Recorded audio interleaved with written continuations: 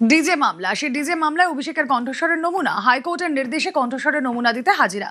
কণ্ঠস্বরের নমুনা দিতে বিধাননগর আদালতে অভিষেক। কণ্ঠস্বর না দেওয়ার আর্জি জানিয়ে হাইকোর্টে যান অভিষেক। গত শুক্রবার আর্জি খারিজ বিচারপতি সৌগত ভট্টাচার্যের। কণ্ঠস্বরের নমুনা না দিলে রক্ষা কবচ নয় জানালেন বিচারপতি।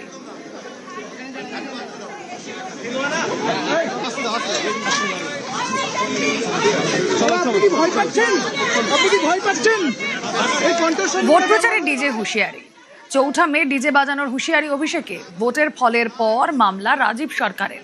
ভোট প্রচারে ঠিক কোন মন্তব্যের জন্য বিতর্কে অভিষেক? যারা বাংলাকে বঞ্চিত করেছেন, আমাদের লাইনে দাঁড় করিয়েছেন আর আমাদের বাংলাদেশি বলে দাগিয়ে দিয়েছেন, 4 তারিখে রবীন্দ্রসঙ্গীতের সাথে হালকা করে একটু ডিজেও বাজবে। রবীন্দ্রসঙ্গীত তো প্রতিবার বাজে, তার সাথে হালকা করে একটু ডিজে বাজবে এবার। যারা বেশি লম্পজম্প করছেন, আমাদের সৌজন্যতা, আমাদের দুর্বলতা নয়। আমাদের যদি ভেবে রাখেন যা ইচ্ছা তাই করবো আর তৃণমূল চুপ থাকবে, বাংলার মানুষ চুপ থাকবে, জবাবটা এমন ভাবে দিতে হবে, কড়ায় গন্ডায়।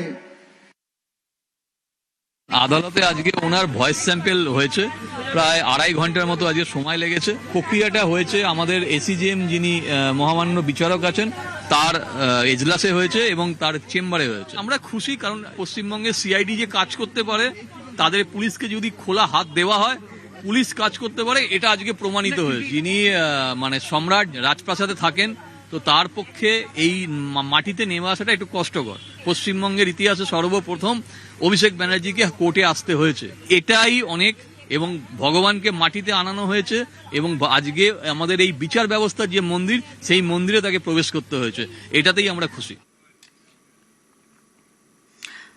নমুনা দিচ্ছেন যিনি, তার কণ্ঠস্বর কিভাবে নেওয়া হয় দেখুন একবার, গ্রাফিক্যালি দেখা। ঠিক এভাবে সাউন্ড প্রুফ ঘরে রেকর্ড করা হয় তার ভয়েস। উন্নত মানের অডিও রেকর্ডিং এর মাধ্যমে নেওয়া হয় কণ্ঠস্বরের নমুনা। ফরেনসিক পরীক্ষার জন্য কমপক্ষে 100 শব্দ রেকর্ড করা হয় এবং কনসিস্টেন্সি বজায় রাখতে একই শব্দ ফের রেকর্ড করা হয়। রেকর্ড করা নমুনা কোথায় পাঠানো হয়? সেন্ট্রাল ফরেনসিক ল্যাবে, ফিজিক্স ডিপার্টমেন্টে। সেন্ট্রাল ফরেনসিক ল্যাবে কণ্ঠস্বরের নমুনা মিলিয়ে দেখে সিদ্ধান্ত নেওয়া হয়।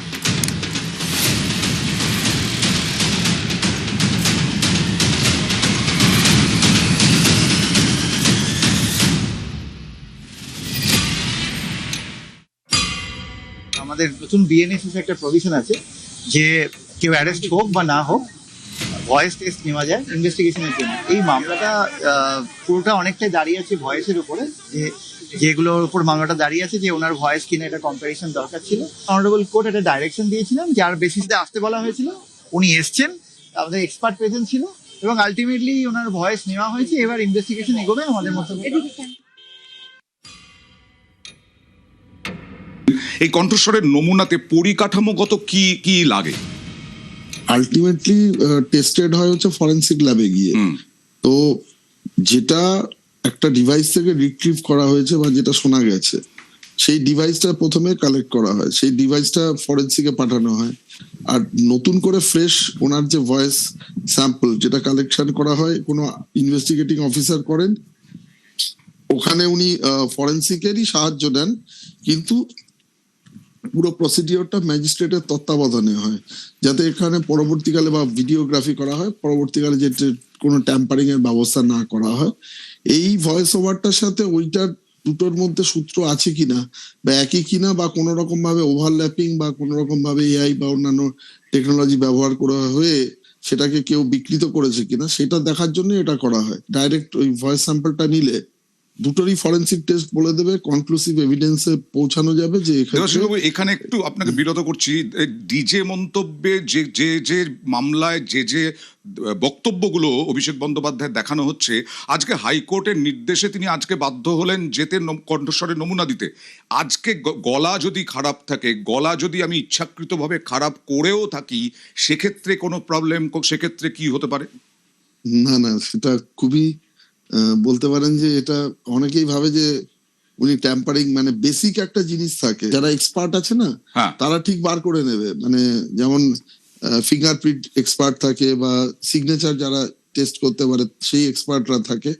এরকম ভয়েস স্যাম্পলের ক্ষেত্রে আমি যদি ইচ্ছা করে অন্য কারো ভয়েস বা মিমিক্রি করি বা খারাপ দেখানোর চেষ্টা করি, আমার যে বেসিক ভয়েসের যে কোয়ালিটি আছে বা একটা ফ্রিকোয়েন্সি থাকে সেইটাকে অতি অবশ্যই ক্যাচ করা যায়।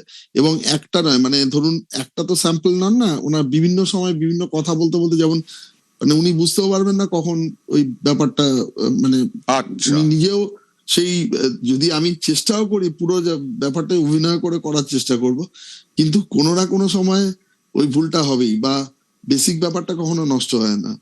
ফলে ওটার সাথে ওটার ম্যাচ অতি অবশ্যই হবে। মানে এর দুটো যখন ফরেন্সিক ল্যাবে যাবে তখন কিন্তু মানে ফরেন্সিক টেস্টে ওটা ধরে নেবে বেশ। ওটা অরিজিনালি কার ভয়েস ছিল।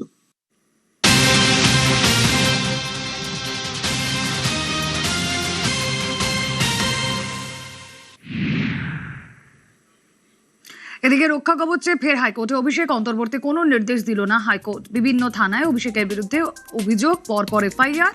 অভিষেককে গ্রেফতারের আশঙ্কায় 22 জুলাই রক্ষা কবচ মামলার পরবর্তী শুনানি। অভিষেক বন্দ্যোপাধ্যায়ের বিরুদ্ধে কত এফআইআর 22 জুলাই শুনানিতে হাইকোর্টে জানাবে রাজ্য।